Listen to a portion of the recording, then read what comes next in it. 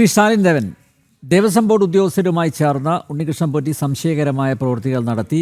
വിശ്വാസ്യതയില്ലാത്ത പോറ്റിയെ ദേവസ്വം ഉദ്യോഗസ്ഥർ വിശ്വസിച്ചത് എന്തിന് എന്നാണ് ഹൈക്കോടതി ഇന്നലെ ചോദിച്ചത്. മാത്രമല്ല, ശ്രീകോവിൽ വാതിലിൻ്റെ പകർപ്പ് എടുക്കുകയായിരുന്നു ഉണ്ണികൃഷ്ണൻ പോറ്റിയുടെ ലക്ഷ്യം. ദ്വാരപാലക ശില്പങ്ങളുടെയും ശ്രീകോവിൽ വാതിലിൻ്റെയും പകർപ്പ് എടുക്കാൻ ദേവസ്വം ബോർഡ് അധികൃതർ പോറ്റിക്ക് അനുമതി നൽകി. നിയമവിരുദ്ധമായിട്ടുള്ള അനുമതിയാണ് എന്നാണ് കോടതി നിരീക്ഷിച്ചത്. പോറ്റി നടത്തിയത് വഴിപാടിൻ്റെ പേരിൽ കരുതിക്കുട്ടിയുള്ള കളവ്. ദേവസ്വം ബോർഡ് ഉദ്യോഗസ്ഥർ ഇതിന് ഒത്താശ ചെയ്തു. നിലവിലുള്ളത് യഥാർത്ഥ വാതിൽപ്പാളിയാണോ എന്ന് ഹൈക്കോടതി സംശയം പ്രകടിപ്പിച്ചിരിക്കുന്നു. യഥാർത്ഥ വാതിൽപ്പാളിയാണോ എന്ന് ഉറപ്പുവരുത്തണമെന്ന നിർദ്ദേശവും കോടതി നൽകിയിട്ടുണ്ട്. നോക്കൂ, ഇതെല്ലാം ദേവസ്വം ബോർഡിൻ്റെ തലപ്പത്തുള്ളവരുടെ ഒത്താശയോടെയാണ് ഈ ക്രമക്കേടുകളെല്ലാം നടത്തിയിരിക്കുന്നത്. ഈ കൊള്ളയും കവർച്ചയും എല്ലാം നടത്തിയിരിക്കുന്നത് ദേവസ്വം ബോർഡിൻ്റെ അറിവോടെയാണ്. പക്ഷേ ഇപ്പോഴും ദേവസ്വം ബോർഡിനെ സംരക്ഷിക്കാനുള്ള ചില ശ്രമങ്ങൾ നടക്കുന്നില്ലേ? മാത്രമല്ല, ഇപ്പം നോക്കൂ, നേരത്തെ പറഞ്ഞതുപോലെ എൻ വാസുവിൻ്റെ പങ്കാളിത്തം അത് ഉറപ്പായിരിക്കുന്നു. അറസ്റ്റിലായ മുരാരി ബാബുവും സുധീഷ് കുമാറും കൃത്യമായിട്ട് പറഞ്ഞിട്ടുണ്ട്. എൻ വാസു നിർദ്ദേശിച്ചു. എൻ വാസുവിൻ്റെ സഹായികളായിട്ടാണ് ഇവർ പ്രവർത്തിച്ചത്. പക്ഷേ വാസുവിൻ്റെ അറസ്റ്റിലേക്ക് കാര്യങ്ങൾ എത്തുന്നില്ല. ഇന്ന് അറസ്റ്റ് ചെയ്യും, നാളെ അറസ്റ്റ് ചെയ്യും, അങ്ങനെ പോവുകയാണ്. ഇനി സ്പെഷ്യൽ ഇൻവെസ്റ്റിഗേഷൻ ടീമിന് അതിന് ഭരണാനുമതി വേണോ എന്ന് നേരത്തെ ഇവിടെ ചോദിച്ചതുപോലെ അതാണ് അലട്ടിക്കൊണ്ടിരിക്കുന്നത് സ്പെഷ്യൽ ഇൻവെസ്റ്റിഗേഷൻ ടീമിനെ. ഇപ്പം നോക്കൂ, ഇവിടെ അന്വേഷണം സുതാര്യമായിട്ടാണോ മുന്നോട്ട് പോകുന്നത്? മാത്രമല്ല, നേരത്തെ RV ബാബു കോടതിയുടെ ഇടപെടലിൽ ചില സംശയങ്ങൾ രേഖപ്പെടുത്തിയിട്ടുണ്ട്. അതും വളരെ സത്യസന്ധമായിട്ടുള്ള ആത്മാർത്ഥമായിട്ടുള്ള സമീപനമാണോ? കാരണം ഈ ദേവസ്വം ബെഞ്ചിന്, ഹൈക്കോടതിയുടെ ദേവസ്വം ബെഞ്ചിന് കൃത്യമായിട്ട് അറിയാം ശബരിമലയിൽ എന്താണ് നടക്കുന്നതെന്നുള്ളത്. ഓഡിറ്റിംഗ് പോലും നടക്കുന്നില്ല. അപ്പോൾ അതിലൊക്കെ നേരത്തെ തന്നെ പരിശോധന നടത്തേണ്ടതായിരുന്നു. പക്ഷെ അതൊന്നും ഉണ്ടായില്ല. ഇതിപ്പോൾ വലിയ തോതിൽ സ്വർണ്ണക്കൊള്ള കവർച്ച നടന്നപ്പോഴാണ് ഹൈക്കോടതി ഒന്ന് ഇളകിയത്. ഇപ്പോൾ നോക്കൂ, എത്രത്തോളം സുതാര്യമായിട്ട് അന്വേഷണം മുന്നോട്ട് കൊണ്ടുപോകുന്നുണ്ട്. ഇതിൽ ഈ ഉപ്പ് തിന്നവരെല്ലാം വെള്ളം കുടിക്കുമോ?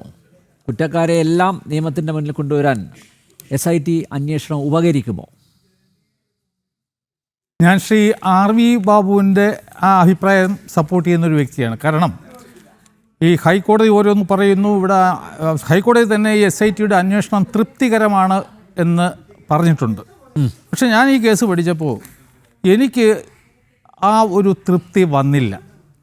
അതാണ് ഞാൻ ശ്രീ RV ബാബു പറഞ്ഞതിനെ സപ്പോർട്ട് ചെയ്യും. ഇവിടെ വന്നപ്പോൾ എന്താ പറ്റി? ആദ്യം നമ്മുടെ ഉണ്ണികൃഷ്ണൻ പോറ്റിയെ പിടിച്ചിട്ട് 1-ാം പ്രതിയാക്കി.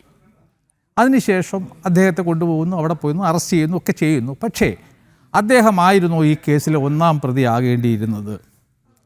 അപ്പോൾ ഞാൻ അദ്ദേഹത്തിനെതിരെ ചാർത്തിയ സെക്ഷൻസൊക്കെ നോക്കി.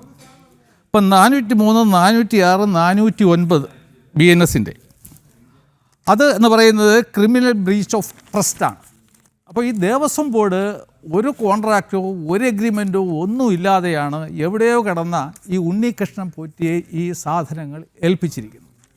അദ്ദേഹമാണ് ഇപ്പോൾ 1-ാം പ്രതി. ഇപ്പോൾ ഈ നടക്കുന്ന ബഹളത്തിനൊക്കെ ശേഷം ഈ കേസ് കോടതിയിൽ ട്രയലിന് പോകുമ്പോൾ അദ്ദേഹം അവിടെ ഓർഡറിലേക്ക് കയറി മോട്ടിച്ചുകൊണ്ടൊന്നും പോയതല്ല. അദ്ദേഹത്തിന് ഒരു സ്റ്റാറ്റ്യൂട്ടിന് അടിയിൽ വർക്ക് ചെയ്യുന്ന ഈ ദേവസ്വം ബോർഡിലെ ഉദ്യോഗസ്ഥരെല്ലാം അവർ പ്ലാൻ ചെയ്തിട്ട് അദ്ദേഹത്തിന് ഏൽപ്പിച്ചതാണ്. അപ്പോൾ തീർച്ചയായിട്ടും അദ്ദേഹത്തിന് അവിടെ ഡിഫൻസ് എടുക്കാൻ പറ്റും. എനിക്കിതൊന്നും അറിയില്ല. ഈ ദേവസ്വം മാനുവലൊക്കെ നോക്കിയിട്ട് എന്നെ ഏൽപ്പിക്കേണ്ടിയിരുന്നത് ഈ ദേവസ്വം ബോർഡിൻ്റെ അധികാരികളാണ്. അത് മാത്രമല്ല, ദേവസ്വം ബോർഡിൻ്റെ ഉത്തരവുണ്ടല്ലോ. അതൊക്കെ തന്നെ. അപ്പോൾ എനിക്കിതൊന്നും അറിയില്ലായിരുന്നു. അവർ തന്നു, ഞാൻ കൊണ്ടുപോയി. ഈ 2019 ഞാൻ കൊണ്ടുപോയിട്ട് ഇതൊക്കെ ചെയ്തേക്കുകയും 6 വർഷം വരെ ഈ ദേവസ്വം ബോർഡിനാണല്ലോ എന്തെങ്കിലും പരാതി ഉണ്ടായിരുന്നുവെങ്കിൽ ഉന്നയിക്കേണ്ടിയിരുന്നത്. അപ്പോൾ അവർക്ക് യാതൊരു വിധത്തിലും പരാതി ഉണ്ടായിരുന്നില്ല. അതുകൊണ്ട് ഞാനൊരു ക്രിമിനൽ ബ്രീച്ച് ഓഫ് ട്രസ്റ്റും നടത്തിയിട്ടില്ല എന്നൊരു സിമ്പിൾ വാദം പുള്ളിക്കെടുക്കാൻ പറ്റും. അടുത്തതായിട്ട് കൊടുത്തിരിക്കുന്നത് 466 BNS ആണ്. Forgery of documents or electronic records. അത് രണ്ടും ഈ കേസിൽ ഈ ഉണ്ണികൃഷ്ണൻ പോറ്റി ചെയ്തതായിട്ട് ഞാൻ ഇതുവരെ പറഞ്ഞു കേട്ടിട്ടില്ല. എന്തെങ്കിലും ഡോക്യുമെൻ്റ് ഫോർജ് ചെയ്തതായിട്ട് നമ്മളാരും തന്നെ നമ്മുടെ ശ്രദ്ധയിൽപ്പെട്ടില്ല. അവസാനത്തതാണ് ഏറ്റവും രസകരമായ കാര്യം. ഇവിടെ എല്ലാവരും പറയുന്നതാണ്, ഇപ്പോൾ ഈ കേസ് ചാർജ് ചെയ്തതിൽ 10ഓളം പ്രതികളുണ്ടെന്നാണ് പറയുന്നത്. അവരുടെ പേര് പോലും പറയുന്നില്ല. ഇന്ന വർഷത്തെ കമ്മീഷണർ, ഇന്ന വർഷത്തെ ഈ പിന്നെ സെക്രട്ടറി, അങ്ങനെയൊക്കെയാണ് പറയുന്നത്. അവരുടെ പേര് പോലും അതിൽ ഡിസ്ക്ലോസ് ചെയ്യുന്നില്ല. അപ്പോൾ 120B ആണ് ചാർജ് ചെയ്തിരിക്കുന്നത്. അതായത് ക്രിമിനൽ കോൺസ്പിറസി. ഈ ക്രിമിനൽ കോൺസ്പിറസി എന്ന് വെച്ചാൽ തെളിയിക്കാൻ ഏറ്റവും പാടായിട്ടുള്ള ഒരു കാര്യമാണ്. നമ്മുടെ ഈ ആത്മഹത്യാ പ്രേരണ കുറ്റം പോലെ തന്നെ വളരെ റെയറസ്റ്റ് ഓഫ് റെയർ കേസിൽ മാത്രം ഈ തെളിയിക്കാൻ പറ്റുന്ന ഒരിതാണ്. അപ്പോൾ ഈ 10 പേരും കൂടി അതിൻ്റെ ഡെഫിനേഷൻ കൊടുത്തിരിക്കുന്നത് നോക്കൂ. When a criminal act is done by several persons in furtherance of the common intention of all, each of such person is liable for that act in the same manner as if it were done by him alone.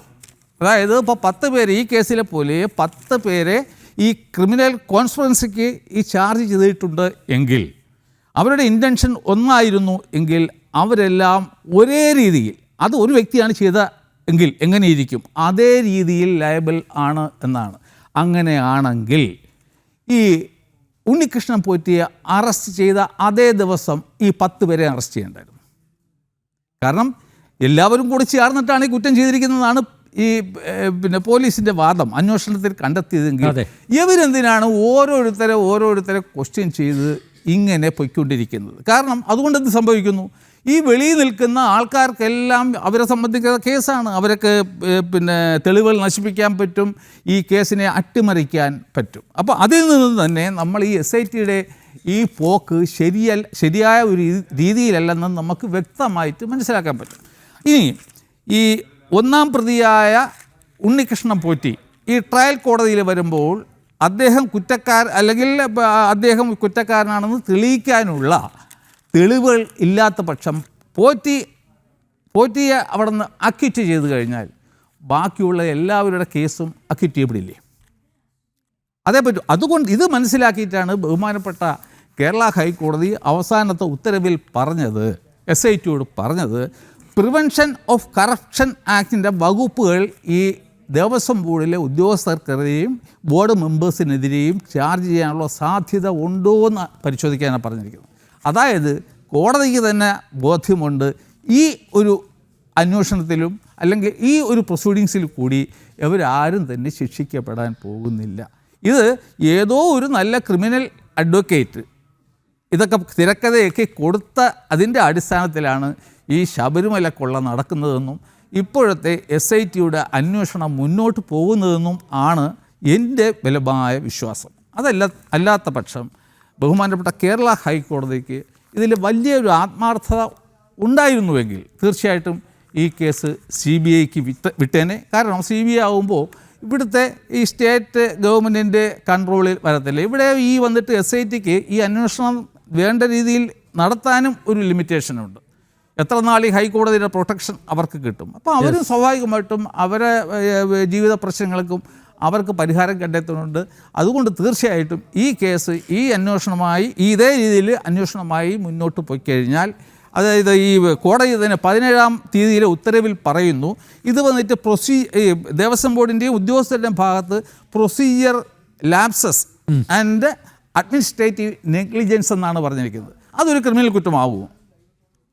അതിന് അവർക്കെതിരെ department തലത്തിൽ എന്തെങ്കിലുമൊക്കെ ചെയ്യാം, action എടുക്കാൻ പറ്റും. അപ്പോൾ കോടതി തന്നെ പറയുന്നു ഈ ഉദ്യോഗസ്ഥരും ബോർഡ് മെമ്പേഴ്സും ഒക്കെ ചെയ്തിരിക്കുന്നത് ഈ പ്രൊസീജിയറൽ ലാപ്സസും ഈ നെഗ്ലിജൻസ്, അഡ്മിനിസ്ട്രേറ്റീവ് നെഗ്ലിജൻസും ആണെന്നുണ്ടെങ്കിൽ ഇവരെ എങ്ങനെ ശിക്ഷിക്കുമെന്നേ? നമ്മൾ ഈ കിടന്ന് വേളം കൂട്ടണമെന്നും അല്ല ഭാവിയിൽ. അതായത് വകുപ്പുകൾ ദുർബലമാണെന്നാണോ പറഞ്ഞു വരുന്നത് താങ്കൾ? തീർച്ചയായിട്ടും ഈ ചാർജ് ചെയ്തേക്കുന്ന സെക്ഷൻസ് തന്നെ നോക്കൂ.